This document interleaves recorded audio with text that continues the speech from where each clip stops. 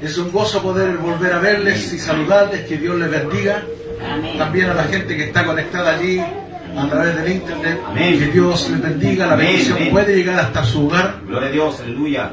Me gozo en el Señor de tener esta responsabilidad, que más que responsabilidad para mí es un privilegio, ser un portador del mensaje de la palabra de Dios. Hace algunos minutos atrás estuvimos orando por las madres.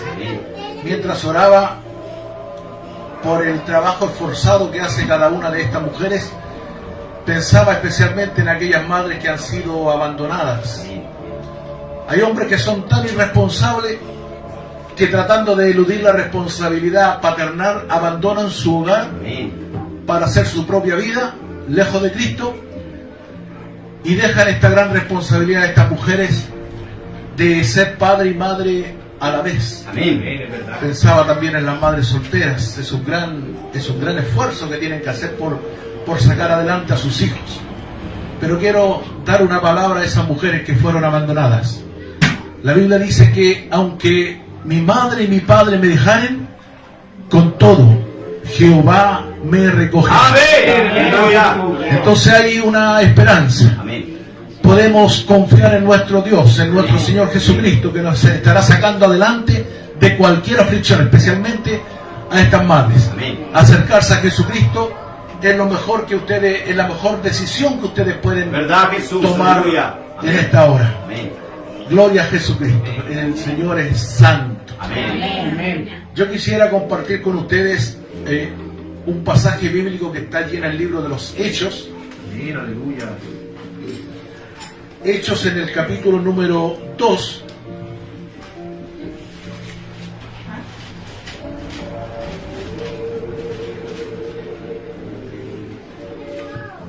Gloria a Dios, aleluya. Gloria a Jesús, aleluya. Hechos capítulo 2, voy a leer desde el versículo 36 hasta el 40.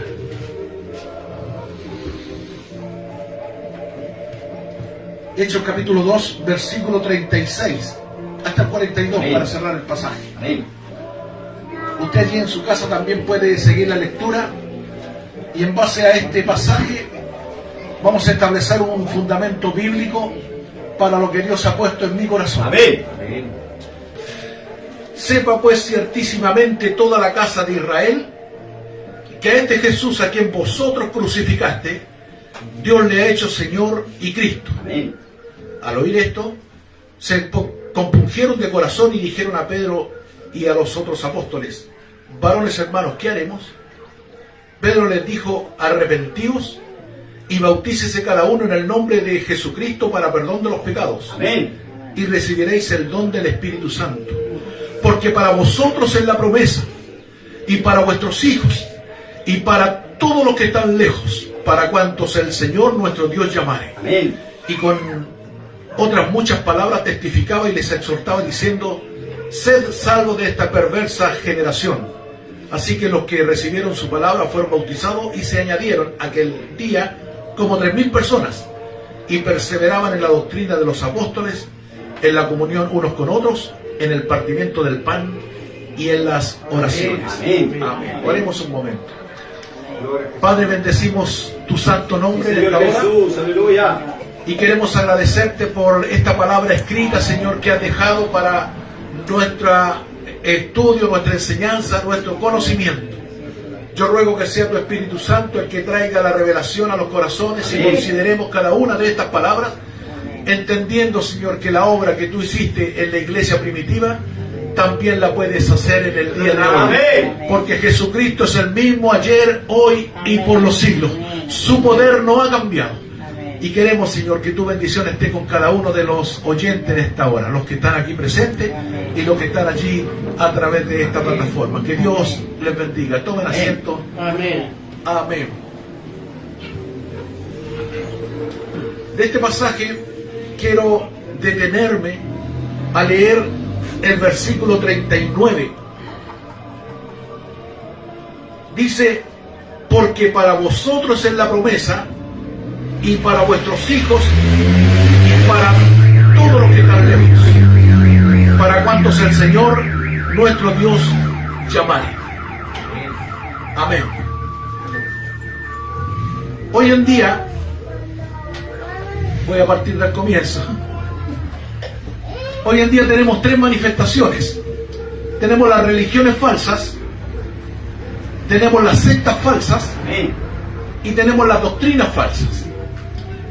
Las religiones falsas son aquellas que se esfuerzan por agradar a Dios, pero no tienen a Jesucristo en su enseñanza. Porque religión significa, etimológicamente hablando, significa ligar. Es decir, todo lo que el hombre hace por ligarse a Dios, por agradar a Dios. Entonces, todas las religiones procuran agradar a Dios. Y existen religiones falsas, como por ejemplo los musulmanes, que procuran agradar a Dios, pero no tienen a Jesucristo en su enseñanza. Ellos cantan, ellos alaban, ellos se reúnen, ellos oran, hacen lo mismo que nosotros. Con la gran diferencia es que ellos han sacado a Jesucristo de su enseñanza. Son religiones falsas, como por ejemplo los budistas. Ellos también se reúnen, oran y todo eso, pero no tienen a Jesucristo. Por lo tanto, la declaramos religión falsa.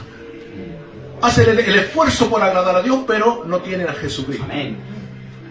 Están también las sectas falsas. Las sectas falsas son aquellas que, teniendo la Biblia, creyendo en la Biblia y también creyendo en Jesucristo, han presentado otras opciones para acercarse a Dios. Es decir, consideran que el sacrificio de Jesucristo no es suficiente. Como por ejemplo, el catolicismo. Es una secta falsa que está presentando, aparte de Jesucristo, otras opciones, como por ejemplo a María o a los santos, o está presentando el purgatorio. ¿Qué es el purgatorio? Es un invento de ellos en su mente, porque eso no es bíblico, que dice que todos los muertos no se van al infierno, sino que se van al purgatorio. Y en el purgatorio, por eso se llama purgatorio, se pueden purgar los pecados. O sea, se puede librar de culpa a los muertos que pecaron. Entonces, para sacarlos del purgatorio, los católicos presentan otras opciones. Por ejemplo, hacer misas por los muertos, hacer mandas por los muertos, pagar indulgencia por los muertos. Está presentando otra opción de salvación, siendo que la Biblia dice que después de la muerte viene el juicio. No habla de purgatorio. Entonces el purgatorio es un invento diabólico que engañó a nuestros amigos católicos y están creyendo en eso. De hecho, presentan otras opciones, como por ejemplo las buenas obras. Fíjense, ustedes pongan mucha atención cuando vayan a un funeral católico, que al momento de despedir al fallecido, al finadito allí, el curita toma agua bendita y tira sobre el cajón, diciendo estas palabras: Señor, dice, y le tira el agua bendita, no considere sus malas obras, sino considera solamente sus buenas obras y recíbelo en tu reino. O sea, las buenas obras de ese delincuente que puede estar ahí encerrado en un cajón, según ellos lo va a salvar, porque muy mal habrá sido en su vida, pero alguna buena obra habrá hecho. En toda su vida algo bueno habrá hecho. Entonces dicen, por eso dicen, todos los muertos son buenos, pero tratan y proponen esta otra opción: salvar a la gente por medio de las obras. Sin embargo, la Biblia nos enseña algo diferente, algo muy diferente. La Biblia dice, por ejemplo, que no hay otro nombre bajo el cielo dado a quien podamos ser salvos, solamente en Jesucristo. La Biblia dice que existe un solo Dios y un solo mediador entre Dios y los hombres, Jesucristo hombre. La Biblia dice que en esto muestra Dios su amor para con nosotros, que siendo aún pecadores, Jesucristo murió por nosotros. El mismo Jesús dijo: yo soy el camino, la verdad y la vida, y nadie viene al Padre sino por mí. Por lo tanto, el camino para llegar a Dios es Jesucristo. Y las sectas falsas están presentando otras opciones. Los mormones presentan su libro Mormón, donde crean una historia de Jesucristo en América, con los apóstoles en América, con la Virgen María en América, con Juan el Bautista en América, y luego ellos dejan sus herederos y tienen sus apóstoles ellos. O sea, se apartan totalmente de la verdad bíblica por seguir la enseñanza del libro Mormón, donde el ángel Morón, el ángel de la muerte, inspiró a José Smith para escribirlo. Entonces, si usted se acerca a un mormón y le pregunta, ¿cree en Jesucristo? Le va a decir, sí. ¿Cree en la Biblia? Sí. O sea, creen en la Biblia, creen en Jesucristo, pero están presentando otras opciones. Por eso son sectas falsas, porque no creen en la suficiencia del sacrificio de Jesucristo. Amén. Cuando Cristo murió y resucitó, se llevó todos nuestros pecados. ¡Aleluya! Por lo tanto, ahora usted y yo somos salvos, ya somos salvos.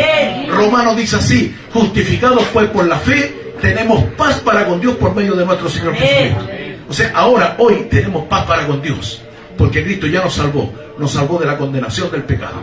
Ahora Él nos está salvando del dominio del pecado. Él está intercediendo en este momento a la diestra del Padre para que usted y yo no seamos gobernados por el pecado. Y nos salvará cuando venga en su gloria. O sea, nos salvó, nos está salvando y nos salvará. El sacrificio de Cristo es suficiente para nosotros. Gracias, Señor. Amén. Pero las sectas falsas presentan otras opciones. Y lo tercero, hablé de las religiones falsas, hablé de las sectas falsas, y lo tercero son las doctrinas falsas. Las doctrinas falsas son estas enseñanzas que interpretan en forma errónea un texto bíblico y se introducen dentro de nuestras congregaciones, dentro de las iglesias evangélicas, dentro de los hermanos que adoramos a Cristo sinceramente a través de la palabra, pero una palabra distorsionada, mal interpretada, manoseada o manipulada es una doctrina falsa. Y en eso quiero detenerme. Hay muchas corrientes teológicas que están invadiendo nuestra nación y que vienen de afuera, vienen foráneas. Nacen en Estados Unidos, llegan a Centroamérica y finalmente llegan a Chile. Acá copiamos todo lo que pasa en el mundo. Acá somos los últimos, por ejemplo, que estamos legalizando el matrimonio homosexual, que partió en Europa, siguió en Estados Unidos, pasó por Argentina y ahora acá en Chile también lo legalizaron. ¿Entiende? Acá, como somos el fin del mundo, parece que nos llegan a última hora las noticias. Y pasa lo mismo con estas doctrinas falsas. La teología de la prosperidad, la teología de la liberación, la teología del restauracionismo apostólico, por ejemplo. Pero yo quiero hablar del cesacionismo. Cesacionismo. ¿Qué dice el cesacionismo? Dice que cesó, terminó, se acabaron los milagros, las sanidades y la manifestación del poder de Dios. Por eso hay tantos púlpitos donde se predica el Evangelio y no hay milagros, no hay sanidades, no hay una palabra profética, no hay un derramamiento del Espíritu Santo, no hay una manifestación de poder de parte de Dios. Porque han sido afectados por el cesacionismo. Es una doctrina errónea, inspirada por el diablo, que está abortando la manifestación poderosa del Espíritu Santo de Dios. Por eso me detuve en este versículo. Dice la Biblia: porque para vosotros es la promesa. ¿Y para quién más? Para vuestros hijos. ¿Y para quién más? Para todos los que están lejos. ¿Y para quién más? Para cuantos el Señor nuestro Dios si Dios me llamó, para ustedes la promesa en el día de hoy. Pero todo esto será en un contexto de la iglesia primitiva. Voy a partir por el comienzo en esta historia. Cuando Jesucristo estableció su iglesia, la estableció sobre una declaración o sobre una revelación declarada por la boca de Pedro. Jesús le pregunta a sus discípulos: ¿quién dice la gente que yo soy? Bueno, los discípulos dijeron: la gente dice que que a lo mejor eres Elías o alguno de los profetas. Usted sabe, la gente dice cualquier cosa. Y Jesús le preguntó a ellos directamente: pero ustedes, ¿quién dicen que yo soy? Y Pedro, en representación de los discípulos, levanta la voz diciendo: tú eres Jesús, el Cristo, el Hijo del Dios viviente. Hace una declaración o una revelación poderosa, Pedro. Tú eres el Cristo, el Hijo del Dios viviente. ¿Verdad, Jesús? Y Aleluya. Jesús aprueba esa declaración. Dice, bienaventurado eres Pedro, porque esto que tú estás diciendo, esta revelación, no te la entregó ni carne ni sangre, sino que mi Padre que está en los cielos te la reveló. Y sobre esta revelación edificaré mi iglesia. Sobre esta roca edificaré mi iglesia. O sea, la revelación se transforma en un fundamento, en una roca. ¿Cuál es el fundamento? Jesucristo es el Hijo de Dios. Jesús es el Cristo. Jesús es el Señor. Esa es la roca, ese es el fundamento de la iglesia. Y Jesús dice, y sobre esta roca edificaré mi iglesia. Y las puertas del Hades y del infierno no prevalecerán contra ella. Por lo tanto, nosotros, si hemos creído que Jesús es el Hijo de Dios, que Jesús es el Cristo, que Jesús es el Señor que fue levantado de entre los muertos, estamos sobre la roca, sobre la roca firme. Entonces la roca es una revelación, porque si decimos que Jesús como persona es la roca, hay mucha gente que cree en Jesús. Sin embargo, no creen que Él es el Señor. Sin embargo, no creen que es el Hijo de Dios. Algunos dicen que es profeta, yo escuché decir en una oportunidad hasta que Jesús fue el primer comunista. Entonces, la gente dice cualquier cosa, entonces el nombre de Jesús en sí solo, por sí solo, no es el fundamento. El fundamento es este: Jesús es el Hijo de Dios, Jesús es el Cristo, Jesús es el Señor. Esta es la verdad, porque las sectas falsas también creen en Jesús, pero no lo tienen como su Señor. ¿Verdad, Jesús? Aleluya. Entonces allí Jesús se propone edificar un nuevo pueblo, una nueva congregación. Iglesia significa congregación de llamados a salir. Entonces, cuando está hablando de congregación, está hablando de multitud, de gente, de mucha gente, como hay hoy día, por ejemplo, hay un numeroso grupo de personas, y a través de las plataformas también hay otro tanto. Dios desde un comienzo le dijo a Adán, multiplíquense y llenen la tierra, porque Dios está pensando en pueblos, en tribus, en naciones. En ti serán benditas todas las naciones del mundo, le dijo a Abraham, porque Dios está pensando en multitud, en mucha gente. Pero los pueblos, Adán falló, Abraham falló, Israel falló, entonces Cristo levantó un nuevo pueblo en su roca, en su revelación. Él edificó sobre su ministerio la iglesia.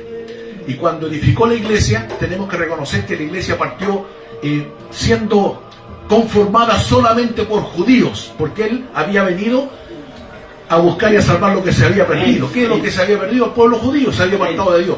Entonces Él vino a los judíos, pero Juan dice así, a los suyos vino, pero los suyos no le recibieron.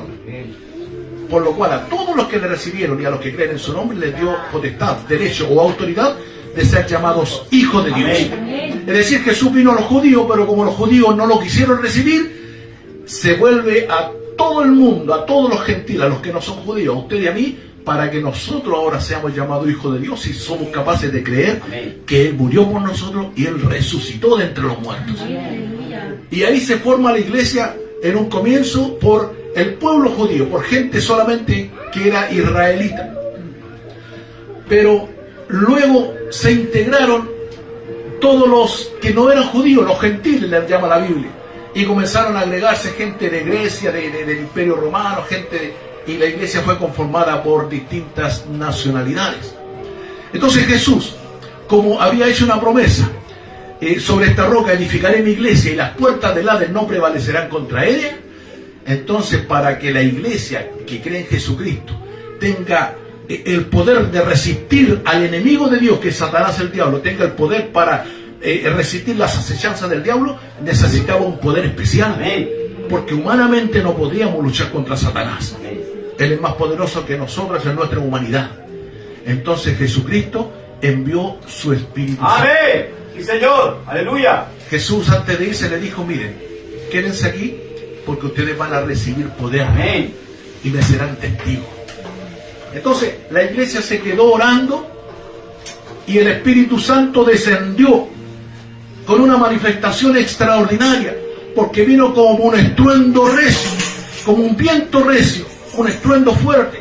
Se aparecieron flamas como de fuego en sus cabezas. O sea, era visible, era audible, era notorio de que algo extraordinario, algo sobrenatural estaba pasando en ese lugar, y comenzaron a hablar en nuevas lenguas. Entonces, toda esa bulla, ese escándalo que se provocó, llamó la atención de todos los judíos que habían ido a Jerusalén a celebrar la Pascua, ¿verdad? La fiesta de la Pascua. Y como les llamó la atención, todos fueron a mirar qué pasaba. Y cuando lo miraron a los apóstoles, a los discípulos de la iglesia primitiva, hablando en otras lenguas, en distintos idiomas, dijeron, estos están locos, estos están borrachos, porque hablaban palabras inentendibles para muchos. Y otros decían, no, si está hablando en mi nación. Y otros decían, no, si está hablando en el lenguaje de mi nación. Y algunos decían que estaban borrachos y otros se sorprendían porque, siendo gente del vulgo, sin educación, estaban hablando distintos idiomas.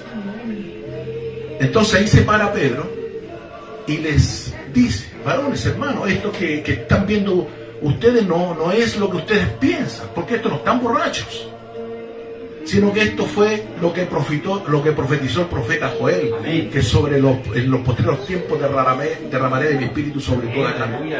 Y luego, a continuación de eso, parte este mensaje que hemos leído y que Pedro hace. Dice, versículo 36, sepa pues ciertísimamente toda la casa de Israel, que este Jesús a quien vosotros crucificaste, Dios le ha hecho Señor y Cristo. Al oír esto se compungieron de corazón y dijeron a Pedro y a los otros apóstoles, varones hermanos, ¿qué haremos? Pedro les dijo, arrepentíos y bautícese cada uno de vosotros en el nombre de Jesucristo para perdón de pecado, y recibiréis el don del Espíritu Santo. Esta es la promesa, el don del Espíritu Santo. Todos los que creen pueden recibir el don del Espíritu Santo. Porque para vosotros es la promesa. Ahí se los dice. Porque para vosotros es la promesa, y para vuestros hijos, y para todos los que están lejos en otras naciones. Es verdad, Señor, yo creo. Para cuantos el Señor nuestro Dios llamare. Amén. Por lo tanto, el poder del Espíritu Santo no se ha detenido, pero el cesacionismo, que es esta doctrina foránea y errónea que se está aceptando en muchas iglesias, está diciendo que los milagros se acabaron, que los milagros solamente eran para los apóstoles, para la iglesia primitiva, pero se diluyeron y ahora no, ahora tenemos que hacer una religión normal. Pero no, nuestra religión no es normal, nuestra religión es sobrenatural. Porque si bien es cierto, acá estamos en el mundo natural, pero el poder lo recibimos de un mundo sobrenatural, que viene de Dios y que se manifiesta en el mundo. Aleluya. Entonces la obra del Espíritu Santo está presente para el día de hoy. Hoy en día. Y es bueno que nosotros entendamos cómo opera, cómo obra el Espíritu Santo de Dios. El Espíritu Santo de Dios obra de tres maneras. Primero, obra en el mundo produciendo convicción de pecado en los incrédulos. Cuando usted llegó a Cristo y usted entendió, a usted le fue revelado Jesucristo, es porque el Espíritu Santo produjo convicción de pecado en su corazón. Entonces dijimos, ¿qué hago para restablecer mi comunión con Dios? Aceptamos a Jesucristo. Entonces eso es lo que está haciendo en este momento el Espíritu Santo de Dios. Está produciendo convicción de pecado en la gente incrédula. Es lo primero que hace. Lo segundo, lo hace en el creyente. Fíjense que cuando Jesús les dijo a los discípulos que el Espíritu Santo iba a venir, les dijo, porque está ya con vosotros, pero estará en vosotros. Es decir, el Espíritu Santo que produce convicción en el mundo, ahora va a venir a habitar en nuestros corazones. Y comienza a habitar el Espíritu Santo desde el momento en que usted y yo hemos creído que Jesucristo es el Señor. Él viene a habitar en nuestros corazones y hace dos obras en nosotros. Lo primero, pone el sello del Espíritu. Somos sellados con el Espíritu Santo en nosotros. ¿Qué es esto del sello?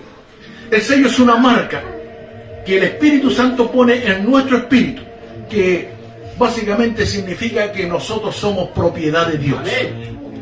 Fíjense, y esto lo voy a usar un ejemplo doméstico, diríamos, o del campo, ya. Cuando usted va pasando por un campo y ve muchos animales, muchas vaquitas, ovejas, lo que sea, podría pensar que no tienen dueño porque andan en el cerro. Pero si usted se acerca, va a ver que cada uno tiene una marca, tiene un sello. Y quiere decir que ese animalito tiene un dueño. Lo marca. le marcan en su cuero, en su pelaje, tienen una marca, tienen un sello. Bueno, así como los animales son marcados, en un sentido espiritual, nosotros tenemos una marca. Viene el Espíritu Santo y nos sella, nos pone propiedad de Dios. Entonces cuando Satanás, el diablo, se acerca y quiere destruirnos, tiene que retroceder. Porque somos propiedad de Dios, no puede tomar. Por eso la Biblia dice que Satanás, el diablo, no puede tocar a los hijos de Dios. A los que andan en obediencia, a los que tienen el sello del Espíritu Santo, Satanás, el diablo, no les puede tocar. Porque somos propiedad de Dios. Entonces, esta es la primera forma como el Espíritu Santo obra en nuestros corazones, opera o trabaja en nuestros corazones. Primero, poniendo el sello del Espíritu Santo. Y lo segundo es que Él viene a llenarnos de su presencia y comienza a producir en nosotros el fruto del Espíritu. Amén. ¿Por qué? Porque es un proceso. Y el fruto es el resultado de un proceso. Él comienza a trabajar en nosotros, comienza a echar fuera, por ejemplo, el rencor, comienza a echar fuera el odio y pone en nuestro corazón el perdón, el amor, el gozo, la paz, la benignidad, la fe, la mansedumbre, la templanza, y comenzamos a manifestar al Espíritu Santo que está en nosotros. En otras palabras, nos comenzamos a parecer a Cristo. ¿Por qué? Porque el Espíritu Santo guía nuestras vidas. Entonces no solo está trabajando en el mundo, sino que está trabajando en nosotros. Ahí hay dos formas. En el mundo, primero, en nosotros después. Y la tercera forma como el Espíritu Santo tiene para trabajar en este tiempo es apoyando o respaldando los ministerios. Amén. ¿Qué significa esto? Que todos los creyentes que vamos a prestar un servicio, aunque nos consideremos discapacitados o descalificados para realizar algo, aunque nos consideremos impotentes de hacer algo para el Señor, el Espíritu Santo viene y nos respalda con su gracia, con su unción, con su poder, y pone los dones del Espíritu a nuestra disposición. De tal manera que un hermano, aunque sea nuevito, si ora por un enfermo, puede ocurrir un milagro porque el Espíritu Santo le está respaldando. Me recordé mientras mencionaba esto, en una experiencia personal.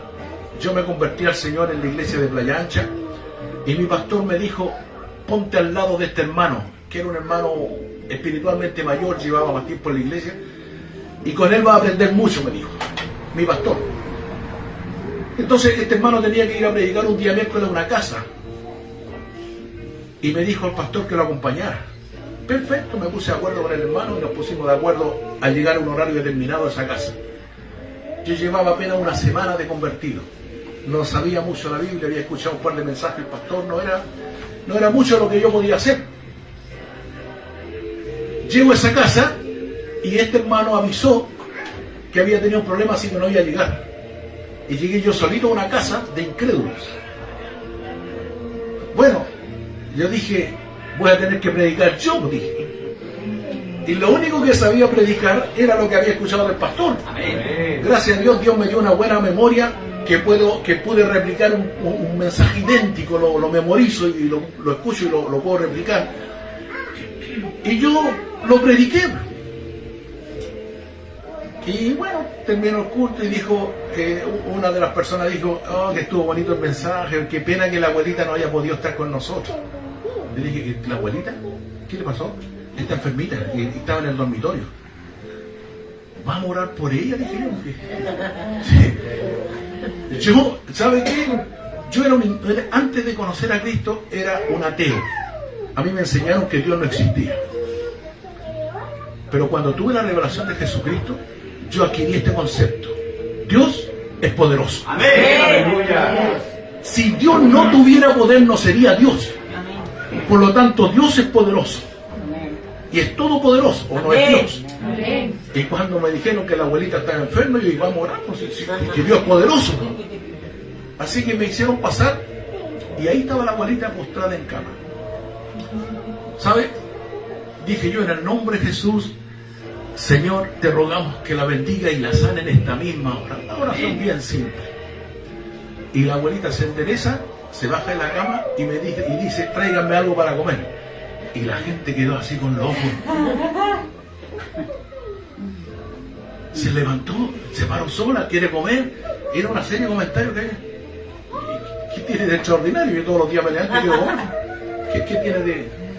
No, es que ella lleva postrada más de una semana sin alimentación, porque la desahuciaron los médicos con cáncer. ¡Aleluya! Llévensela para la casita Oh, para que la despidan en paz.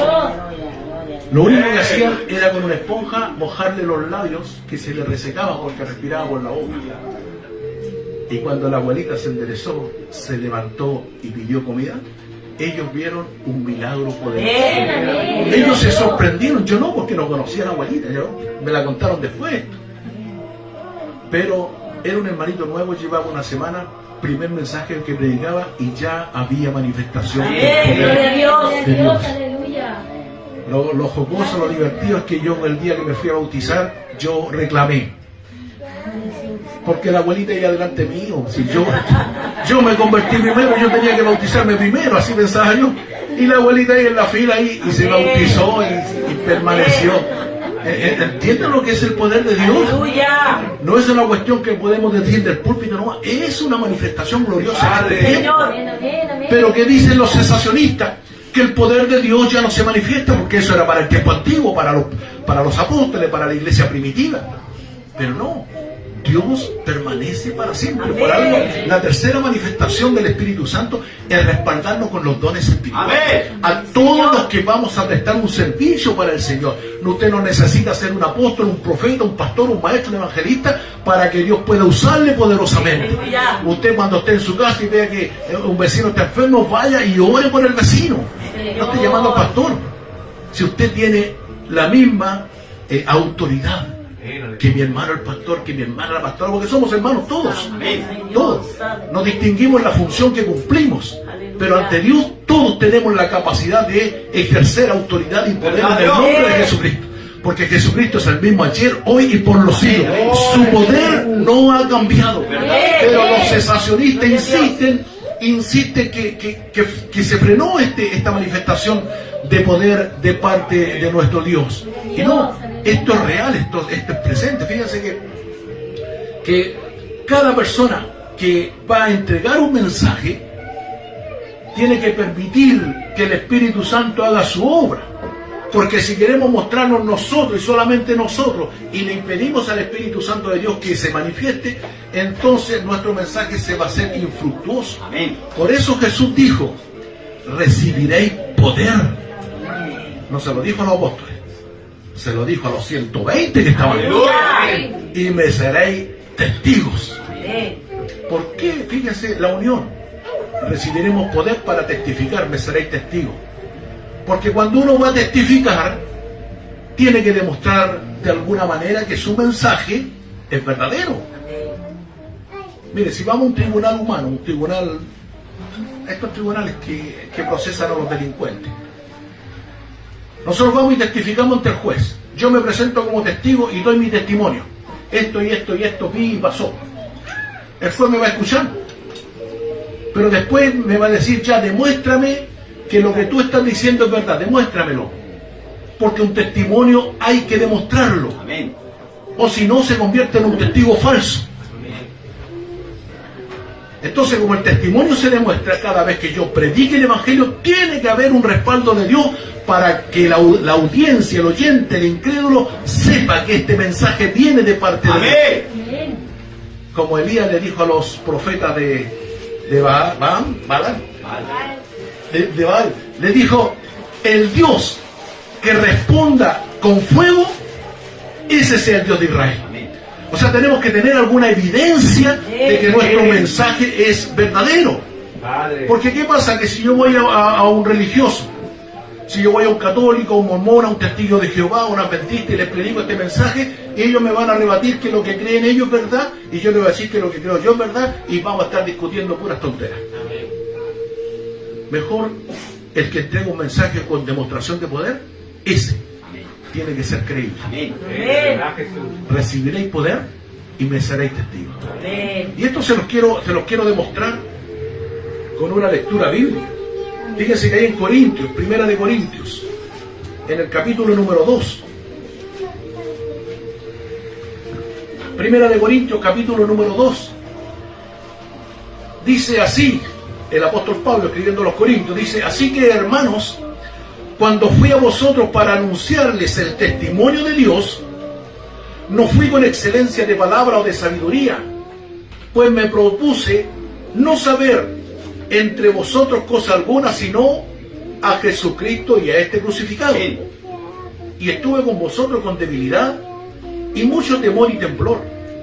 Y ni mi palabra ni mi predicación fue con palabras persuasivas de humana sabiduría, sino con demostración del Espíritu y de poder, para que vuestra fe no esté fundada en la sabiduría de los hombres, sino en el poder de Dios. Aleluya. El poder se demuestra. Hay que demostrar que este mensaje es verdadero, porque de otra forma nos vamos a convertir en gente que discute teología, y la teología no está para discutirla, la teología está para que nos enseñe. Toda la palabra de Dios es teología, es conocimiento, es enseñanza, pero nos enseña a llevar una correcta religión. Y esto nos está enseñando a demostrar el poder. Amén. Yo tengo un testimonio, no sé si lo habré contado aquí, pero lo he contado un par de veces antes, en alguna congregación. Pero si lo conté a ustedes, se lo repito. Yo trabajé, porque ya esta dama se retiró ya desde la oficina, por más de 30 años con una colega. Empezamos siendo jovencitos y nos pusimos viejos trabajando para la misma empresa. Yo llevo 37 años, esta dama trabajó 30 años con nosotros. El tema está en que, como éramos jovencitos, yo la conocía a ella como una católica. Era de esas que hacía las mandas, iba a misa, no se perdía fiesta religiosa. Viajaba desde Valparaíso hasta Lo Vázquez a pie, cada 8 de diciembre en forma sagrada. Y en nuestro rubro había que trabajar los festivos. Y le decíamos, ¿tienes que trabajar? No, yo no trabajo porque tengo que ir a hacer la manda a la Virgencita. Era de ese tipo de católica. Entonces, ella sabía que yo era cristiano. ¿Para qué íbamos a estar hablando de religión si ella estaba convencida de lo que creía ella? Y yo estaba convencido de lo que creo yo, porque yo sé que he creído. Amén. El tema está que realizamos un trabajo en conjunto para la misma empresa, y el tema religioso no lo tocamos para no tener desavenencia y discusiones. Pero ¿sabe? Su hijo, cuando cumplió 17 años, salió con una calificación de excelencia que ganó la beca para estudiar gratis en la universidad. Gratis. Un niño muy inteligente, que sobrepasaba a los demás. Se matriculó en ingeniería, y cuando ya comenzaba a estudiar, vino una bacteria o un virus, algo que le afectó su cerebro. Y él perdió toda la capacidad intelectual. Él quedó inválido mentalmente. Era una cosa que había que trasladarla de un lugar a otro, porque perdió toda su memoria, su capacidad, su habla, perdió todo. Los médicos no supieron qué decirle, no descubrieron lo que tenía, no pasaba nada con eso. Y sabe, esta colega, la mamá del niño, viene y me llama en silencio, para callado así, que los demás no se enteren. Me dice: Guillermo, yo sé que ustedes los evangélicos, cuando oran, el Señor lo escucha y hay sanidades. Aleluya. Por supuesto, si Dios es poderoso, ¿qué? Amén. Me dice: ¿puedes orar por mi hijo? Amén. ¿Para qué iba a estar discutiendo religión con ella? Mejor oré por el hijo. Amén. Y Dios, en forma instantánea, hizo un milagro. Aleluya. El niño recuperó su capacidad intelectual. El niño siguió estudiando en la universidad y con los años se tituló de ingeniero. Amén. Gloria a Jesús. Pero a ella le quedó claro Gloria a Dios. que el Dios en el que nosotros creemos, ese tiene que ser el Dios de su vida. Aleluya. Señor. Porque tiene que ser con demostración de poder. No se trata acá de hablar más o hablar menos. Se trata de demostrar que Dios está con nosotros. O si no, nos convertimos en predicadores como Juan el Bautista, que predicó, le cortaron la cabeza pero no hizo ningún milagro. O sea, si a mí me van a cortar la cabeza, por lo menos tengo algunos milagros a mi favor. ¿Entiendes? El tema no está en lo que yo pueda hacer, el tema está en lo que Dios hace a través de nosotros. Y el texto es claro: porque para vosotros es la promesa. y para vuestros hijos, y para los que están lejos, para cuantos el Señor vuestro Dios llamare. Es decir, la promesa no es para los apóstoles, para los evangelistas, para los profetas, para los pastores y los maestros solamente, no. La promesa es para todos. Jesús dijo así: estas señales seguirán a los que creen. Dios! Aleluya. ¿Cuántos creen en este día? Estas señales le seguirán. Aleluya. Créalo, es para testificar. Usted cuando comienza a testificar, a hablar, a predicar, el Espíritu Santo le va a respaldar. Y allí Dios le va a mostrar algunos problemas. Un enfermo, una persona que está cesante, una persona que tiene dañado su matrimonio. Y en ese problema usted demuestra el poder de Dios. Comience a declarar el poder de Dios, comience a manifestar, a orar, a interceder. ¿Para qué? Para que Dios se glorifique. Y cuando a través suyo Dios haga un pequeño milagro, usted va a querer uno más grande. Y uno más grande. Y así nosotros nos motivamos sabiendo, y yo lo hablo con toda convicción, con toda confianza, porque Dios siempre me ha respaldado en este sentido. Y yo creo sin lugar a dudas que Dios hace milagros. Ya les conté el primero, a una semana de convertido. Yo todavía sin un conocimiento bíblico, solamente repliqué un mensaje que escuché de mi pastor y el Señor se glorificó. Eso es lo que ocurre en el día de hoy. Dios quiere hacer milagros. El cesacionismo dice que se acabaron los milagros, pero eso es una mentira del diablo. Ellos fueron engañados por el diablo y están creyéndole a él. No, nosotros tenemos que creer lo que la palabra de Dios dice, porque para nosotros es la promesa. Y quiero decirle que en su propia vida seguramente hay alguna necesidad fuerte. Amén. Los que están endeudados dicen: solamente un milagro me puede sacar de esta deuda. Los que están enfermos dicen: solamente un milagro. ¡Aleluya! Bueno, hay un milagro de Dios para su vida en este día. Hay un milagro de Dios para su vida en este día. Sépalo, créalo. Porque Dios quiere primero comenzar por casa. Quiere comenzar sanando, limpiando, fortaleciendo, levantando y dándole victoria a su pueblo. Por lo tanto, su necesidad vamos a ponerle en esta hora en la presencia de Dios, para que Dios comience a hacer un milagro. Créalo, créalo. Recíbalo. Porque Dios lo quiere hacer. Dios lo quiere hacer. Aleluya. Te bendecimos, Señor, en esta hora. Te glorificamos, Señor. Aleluya. Creemos en tu poder, creemos en tu autoridad, creemos, Señor, en tu santidad. Y en esta hora declaramos un milagro poderoso para cada uno de mis hermanos que están necesitando, aquellos que están allí en casa, Señor. En el nombre de Jesucristo, yo declaro una palabra profética de sanidad para todos los enfermos que nos están viendo en esta misma hora. En el nombre de Jesús, declaro bendición, Señor, sobre las finanzas, Señor, sobre los que están endeudados, Señor. Aleluya, crea fuente de trabajo, haz milagros, Señor, para que nuestras economías sean sanadas, Señor. Aleluya, aleluya. Yo declaro, Señor, que esta congregación será poderosa en la predicación del Evangelio. En el nombre de Jesús, declaramos que el cesacionismo es del diablo y que, aleluya, los milagros, las evidencias, las señales, los prodigios están para el día de hoy. Por eso comenzamos, Señor, intercediendo por esta congregación. Comenzamos bendiciendo a nuestra audiencia en esta plataforma, aleluya. Y queremos declarar una bendición para nuestro país, para Chile, Señor. Que Chile sea para Cristo, Señor. Lo declaramos, lo creemos, Señor. Y queremos que tú intervengas, Señor, en todo el acontecer nacional. Gracias, mi Dios, gracias. Te bendecimos, te glorificamos. Aleluya, te alabamos, Señor. Te exaltamos. Tú eres Rey de Reyes y Señor de Señores.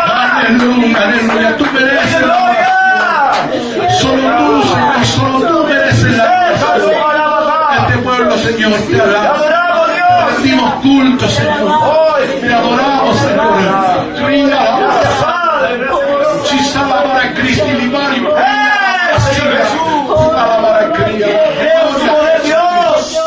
Gloria a Jesucristo. Derrama tu Espíritu Santo. Bautiza con el Espíritu Santo. Muévete en los corazones. Obra, Dios, obra, vida. Transforma corazones para la gloria de tu nombre. Gracias, Jesús. Gracias. Aleluya. Aleluya. Aleluya. Te bendecimos, mi Dios.